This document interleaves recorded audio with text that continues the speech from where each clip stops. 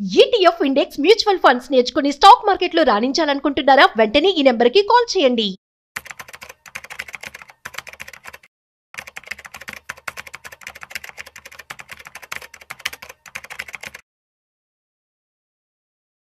నమస్తే, welcome to Vishnu talks. నేను మీ విష్ణు. ప్రస్తుతంతో పాటు ప్రముఖ స్టాక్ మార్కెట్ అనలిస్ట్ సుందరరామరెడ్డి గారు ఉన్నారు. సార్తో మాట్లాడదాం. సార్ నమస్తే. సార్ నమస్తే అండి. అండ్ ముందుగా మీకు దీపావళి పర్వదిన శుభాకాంక్షలు, అదేవిధంగా ముహూర్త ట్రేడింగ్ విషెస్ కూడా. Thank you sir, wish you the same. And మన పార్టిసిపెంట్స్ అందరికి కూడా happy Diwali. Thank you so much Sundararamareddy గారు. సో అయితే చాలా మంది ఆడియన్స్ వెయిట్ చేస్తున్నారు, సుందరరామరెడ్డి గారు ముహూర్త ట్రేడింగ్ గురించి ఏం చెప్తారు, అసలు ముహూర్త ట్రేడింగ్ కి సుందరరామరెడ్డి గారి ప్రిపరేషన్ ఎలా ఉంటుంది, వారి స్టాక్ సెలెక్షన్ ఎలా ఉంటుంది, అండ్ అదేవిధంగా సుందరరామరెడ్డి గారి ముహూర్త ట్రేడింగ్ ఎక్స్పీరియన్సెస్ ఏంటి, ఎలా ఉండబోతున్నాయంటూ కూడా చాలా మంది వెయిట్ చేస్తుంటారు. కాబట్టి ఒక్కసారి అసలు ముహూర్త ట్రేడింగ్ ఇంపార్టెన్స్ గురించి అండ్ ఆ తర్వాత మీ స్టాక్ సెలెక్షన్ గురించి మన ఆడియన్స్కి షేర్ చేయగలరు. 1957 నుంచి ట్రెడిషన్ బీరిందండి.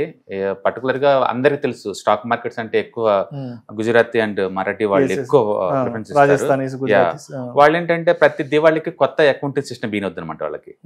మనకి తెలుగు ఫెస్టివల్స్ ఉగాది తోటి ఎలా బీన్ అవుతాయి క్యాలెండర్స్, అట్లా వాళ్ళకి దివాళితో బీన్ అవుతాయి అన్నమాట కొత్త అకౌంటింగ్ సిస్టమ్ అంతా. అందుకని ఆ రోజు ఏంటంటే ఇంకా కొత్త అకౌంటింగ్ బుక్స్ ఓపెన్ చేసేసి అండ్ సెంటిమెంటల్ గా అంటే కల్చరల్ గా ఏంటంటే ఆ రోజు స్టాక్స్ కొనేసి డాక్యుమెంటేషన్ బీన్ చేస్తారు, కొత్త పుస్తకాలు, కొత్త ఖాతా పుస్తకాలు. అందుకని దివాళీ రోజు లక్ష్మీ పూజ లాగా స్టాక్స్ ని ట్రీట్ చేయడం అనేది, కొనటం అనేది అది కంపల్సరీ అనమాట వాళ్ళ కల్చర్ లో. అది రాను రాను స్టాక్ మార్కెట్ ఇన్వాల్వ్ అయ్యే అందరికి కూడా అది వచ్చేసింది అనమాట. అందుకని ఈవెన్ కోర్టుకి వెళ్ళి కూడా దీని మీద వాళ్ళు జీవో బాసుకొచ్చారు అనమాట. ఫెస్టివల్స్ కి ఆ రోజు అకేషనల్ ఓపెన్ చేయడం ఏంటి, ఎక్కడ లేని ట్రెడిషనల్ ఏంటి అనేది. చివరి కోర్టు కూడా సంప్రదాయంలో మేము ఏలు పెట్టలేము, ఇది ఎప్పటి నుంచో కంటిన్యూ అవుతుంది కాబట్టి ఇది కంటిన్యూ చేయండి అన్నారు అనమాట.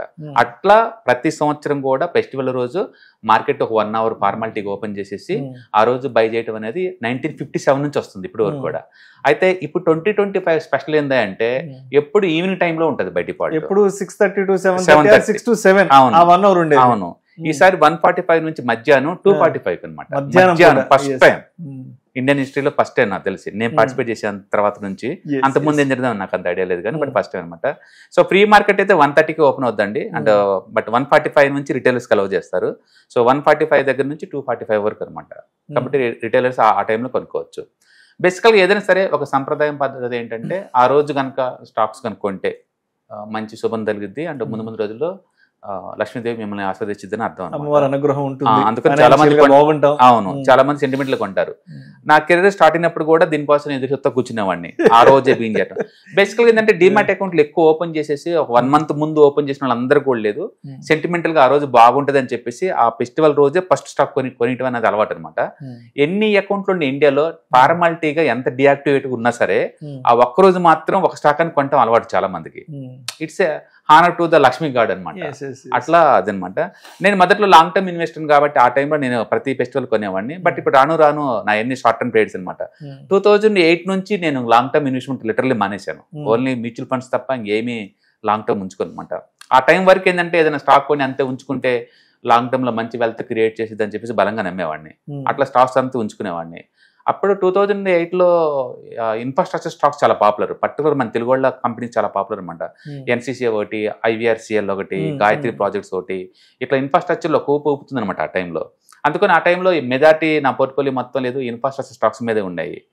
ఆ టైంకి 2008లో ఎప్పుడైతే అమెరికన్ రిసెషన్ వచ్చేసిందో ఆ వెళ్ళిపోయిన కింద ఇంతవరకు బయటికి రాలి. అవి ఫస్ట్ టైం అప్పుడు దాకా 100% ప్రాఫిట్ లో ఉన్నాయి కూడా 80% లాస్ లోకి వెళ్ళిపోయినాయి. ఇక దాంతో నేను లాంగ్ టర్మ్ ఇన్వెస్ట్మెంట్ ఆపేసాను, ఓన్లీ పొజిషన్ ట్రేడింగ్ చేస్తాను అనమాట. అందుకని ఇప్పటికీ ముహూర్త ట్రేడింగ్ అప్పుడు నేను కొంటాను, బట్ లాంగ్ టర్మ్ అయితే ఉంచుకోను. మ్యూచువల్ ఫండ్స్ ఒకటే ఉంటాయి నా దగ్గర లాంగ్ టర్మ్ పాయింట్ ఆఫ్. అవి మాత్రం కొని అంతే మర్చిపోతాను, వాటిని పట్టించుకొని. కానీ బట్ స్టాక్స్ మాత్రం అలా కాదు, టెక్నికల్ గా ఏదైనా బ్రేక్అవుట్ అయితే కొంటాం, మాక్సిమం అయితే 5-6 నెలలు ఉంచుకోవటం, అందుకని ఎక్కువ ఉంచుకోను. రైట్.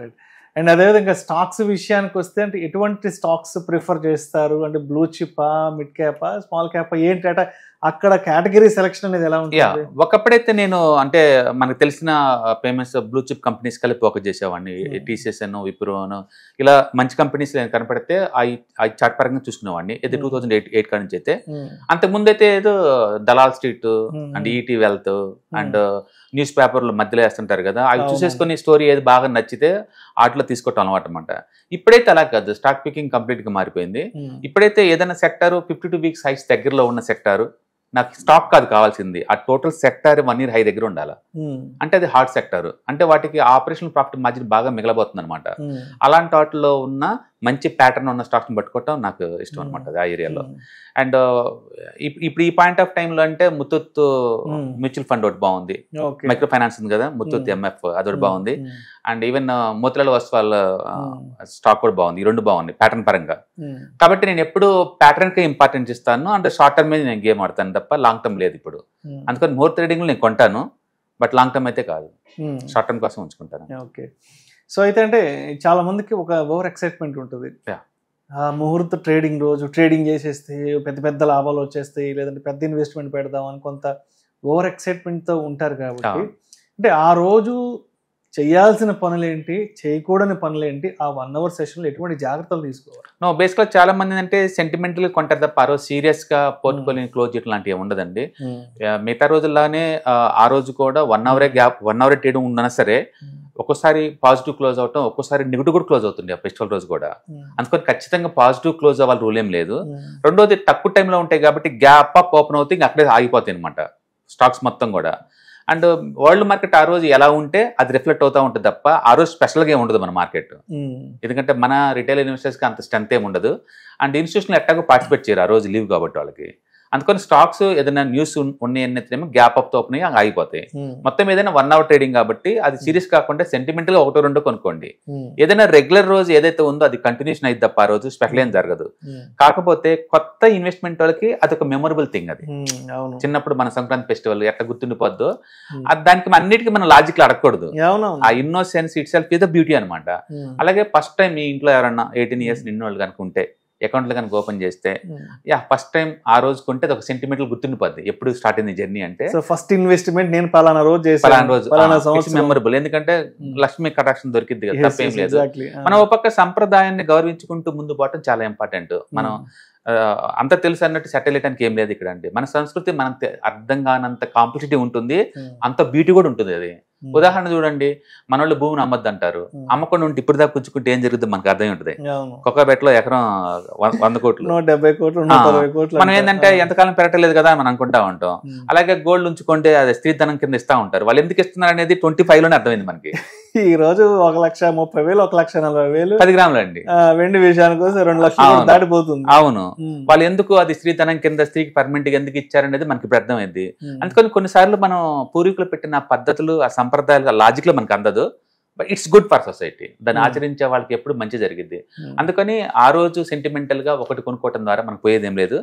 It's memorable thing. అంటే పర్టికులర్ కొత్త అకౌంట్స్ ఓపెన్ చేసే వాళ్ళు మీ ఫ్యామిలీ ఎవరికనుకుంటే డెఫినెట్గా కొనుక్కోమని సజెస్ట్.